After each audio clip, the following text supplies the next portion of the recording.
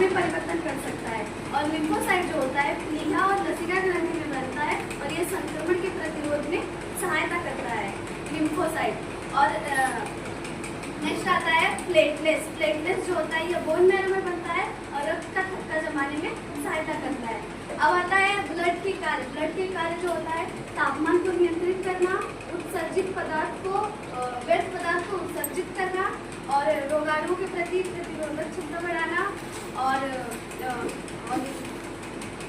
जो होता है संक्रमण से सहायता करता है। अब नेक्स्ट आता है हार्ट। हार्ट के बारे में बताएंगे। हार्ट के अध्ययन को कार्डियोलॉजी कहते हैं और हार्ट के डॉक्टर को कार्डियोलॉजिस्ट कहते हैं।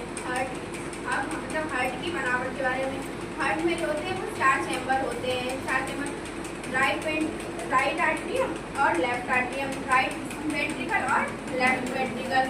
हृदय जो होता है वो मनुष्य की बंद मुट्ठी के आकार का होता है। यह पेशीय खोखला संवेदनशील मतलब आकार का होता है।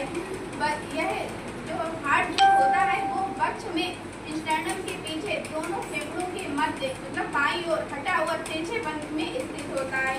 मतलब बाईं ओर हटा होने के कारण यह जो होता है वो जो शरीर की मध्य रेखा के बाईं ओर तथा और जो इसका 1/3 भाग जो होता है वो दाईं ओर होता है स्थित और जो 2/3 भाग होता है वो शरीर की मध्य रेखा के दाईं ओर स्थित होता है।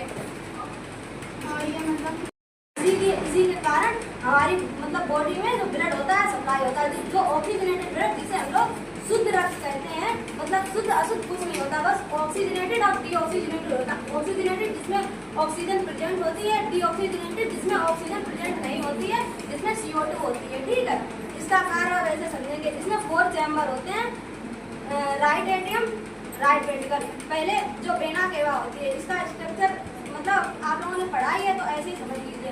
जो वेना केवा होती है इंटीरियर वेना केवा और posterior vena cava. Interior vena cava से ब्लड आता है, कहाँ से आता है? जो यकृत मतलब इंटीरियर वेना केवा में यकृत जो होता है अमाशय होता है, वहाँ से रहता है। जो भी जिन्हें बोलेंगे हम लोग पोर्टल, जितने भी पोर्टल पार्ट होते हैं वहाँ से ब्लड आता है। कहाँ से?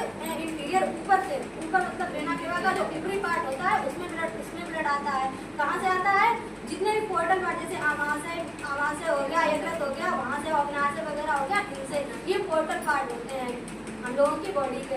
वहाँ से इंटीरियर में आ गया, उसके बाद मतलब और अदर जो अंग होते हैं पोस्टीरियर में आएगा। वेना केवा में ब्लड कौन सा ब्लड आएगा?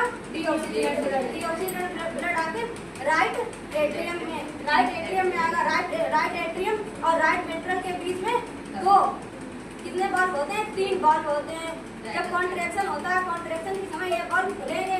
कौन सा बल्ब खोला जाता है? इसका नाम होता है ट्राइडेस्ट्रिक बल्ब से मतलब डीऑक्सीजनेटेड ब्लड वेना केवा के द्वारा राइट एट्रियम से होता हुआ राइट वेंट्रिकल में आएगा। राइट वेंट्रिकल कॉन्ट्रैक्शन कभी आप लोग है ना मसल्स होते हैं उसे बोलते हैं कार्डिक टेंडनी।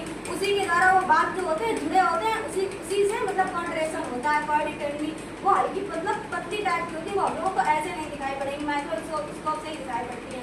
उसके बाद में जब राइट वेंट्रिकल में आ गया हम लोगों का डीऑक्सीजनेटेड ब्लड, उसके बाद में किसमें आएगा? Pulmonary artery. पल्मोनरी आर्टरी से ये किसमें जाएगा? लंग्स में। जहाँ पर पल्मोनरी नाम आ जाए मतलब लंग्स। जब भी पल्मोनरी कहीं पर भी बात हो तो ये समझो लंग्स की बात हो रही है। मतलब पल्मोनरी आर्टरी के द्वारा किसमें जाएगा? लंग्स में।